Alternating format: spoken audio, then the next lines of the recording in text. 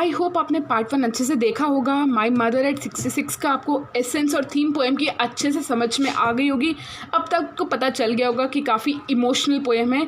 लेकिन अब बात करेंगे इस पोएम की प्रैक्टिकलिटी की इस पार्ट में। तो फटाफट से स्टार्ट करते हैं। माई मदर एट 66 टाइम पढ़ सकते हैं, but after the airport security check. अगर आपके पास साइड में बुक खुली है that is well and good. आपको ये समझ में आ जाएगा कि मैं कौन सी लाइन डिक्टेट कर रही हूँ और उस लाइन का मीनिंग बता रही हूँ। तो पहली लाइन है but after the airport security check. ठीक है। Standing a few yards away I looked again at her wan pale as a late winter's moon and felt that old familiar ache. वो बोलती हैं, यहाँ पे थोड़ी लाइन बड़ी हो गई है, हम इसे बिट्स में डिवाइड करके इसका मीनिंग समझेंगे। अब पोएट कोचीन एयरपोर्ट पहुँच चुकी हैं। कहाँ पे पहुँच चुकी हैं? She has finally arrived at the Cochin airport.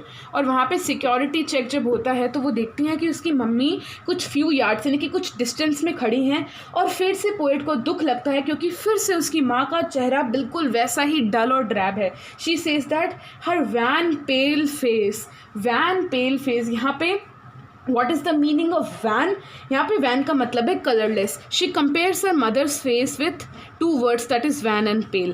Van and pale. Van का मतलब है कलरलेस और पेल यानी कि फेडेड। फिर से वो बोलती हैं कि उसकी माँ का चेहरा टोटली कलरलेस है, कोई भी स्पार्क नहीं है, कोई भी ग्लो नहीं है, प्लस उसकी माँ का चेहरा काफ़ी ज़्यादा फेडेड है। Obviously she is at the age of 66, she is already stepping towards old age. तो अब उनके चेहरे में कहाँ से वो स्पार्क ग्लो विगर आएगा? तो वो बोलती है जैसे मैं सिक्योरिटी चेक के लिए खड़ी थी मैंने फिर से अपनी मम्मी को कुछ डिस्टेंस पे ऑब्जर्व किया, लेकिन उसका कोई मतलब नहीं हुआ। दूर से भी मेरे को उनका वही चेहरा दिखा, दैट कलरलेस फेडेड चेहरा। And she compares her mother face with one more thing that is as a late winter's moon. वो अपनी माँ के चेहरे को एक और फ्रेज से कंपेयर करती हैं, लेट विंटर मून।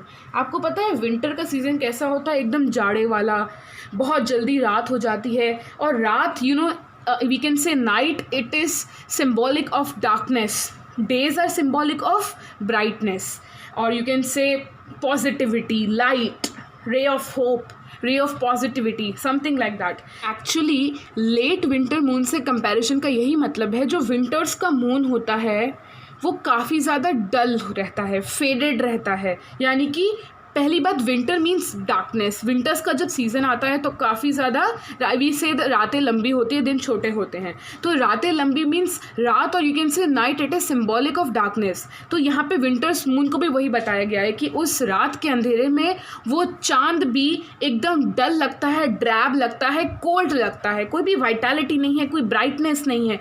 इसलिए उसके कलरलेस होने की वजह से, चांद के फेडेड होने की वजह से, वो भी विंटर का चांद, इसलिए उसकी माँ के चेहरे को विंटर मून से कंपेयर किया गया। यानी कि यहाँ पे हर एक चीज़ कहीं ना कहीं उनकी मम्मी के ओल्ड एज के आने की इंडिकेशन है। कहीं ना कहीं हर बात में हम यही देख रहे हैं कि हम उसकी माँ का चेहरा उन्हीं चीज़ों से कंपेयर कर रहे हैं जिसमें कोई भी एक्सप्रेशन नहीं है, कोई भी वाइटैलिटी नहीं है। सबसे पहले हमने कॉर्प्स के चेहरे से उनकी माँ का फेस का कंपैरिजन किया। Now we are seeing late winter moon because winter moon is totally colourless, totally faded. Winters are symbolic of darkness and that hence here the moon that appears in the winters it has no such brightness. उसका भी appearance, ऐसे moon का appearance भी colourless ही रहता है, faded ही रहता है। इसलिए उसकी माँ के चेहरे को कंपेयर किया गया है as a late winter's moon. फिर बोलती है and felt that old familiar ache my childhood fear. और इस उम्र में भी, यानी कि अभी 66 में उनकी मम्मी हैं, अपनी मम्मी की ओल्ड एज को देखते हुए उन्हें डर लगता है कि कहीं वो अपनी माँ को खो ना दे।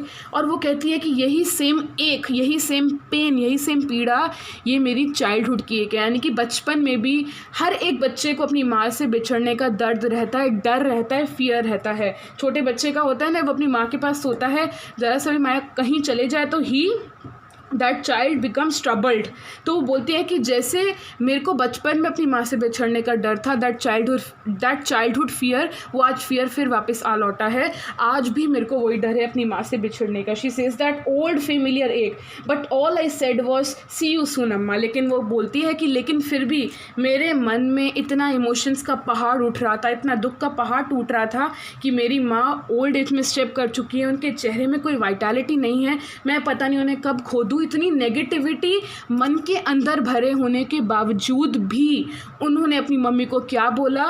All I said was I see you soon अम्मा। उन्होंने अपनी मम्मी को बहुत ही प्लीजिंग और होपफुल शब्दों से बोला कि आई विल सी यू सून। उन्होंने अपनी नेगेटिविटी, उन्होंने अपनी उदासी बिल्कुल भी अपने चेहरे पर नहीं दिखाई और वही होपफुल और पॉजिटिव वर्ड से अपनी मम्मा को बोला that I hope I will see you सून।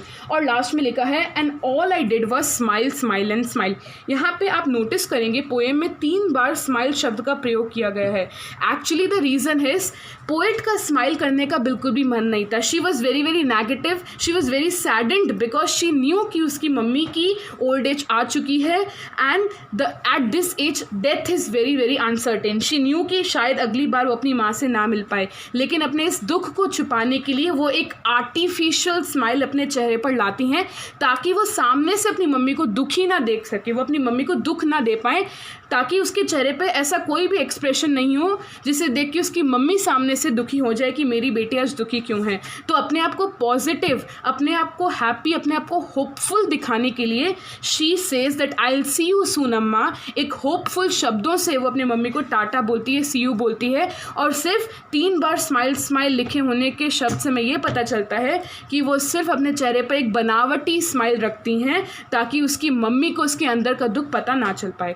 तो आप पार्ट 1 देखें, पोएम का पार्ट 2 देखें। Poem is totally finished. I will share with you some difficult words, will discuss some question answers also and please like the video, subscribe the channel, hit the bell icon for the latest notifications and please share with your friends.